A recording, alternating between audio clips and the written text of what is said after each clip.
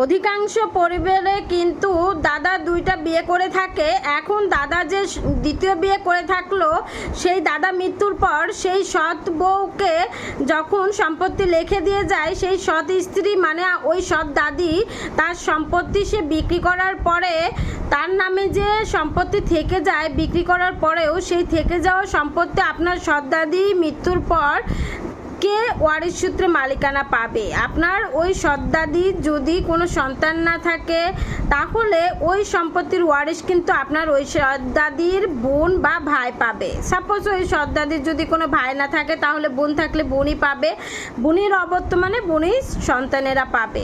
তবে দেখতে হবে ওই সৎদাদিকে যে সম্পত্তি লিখে দেওয়া হয়েছে শুধুমাত্র সেই সম্পত্তি পাবে, এবং স্বামীর সম্পত্তি কিন্তু ওয়ারিশ সূত্রে যে 8 ভাগের 1 অংশ পাওয়ার কথা, সেই সম্পত্তিটুকুই শুধু সে পাবে।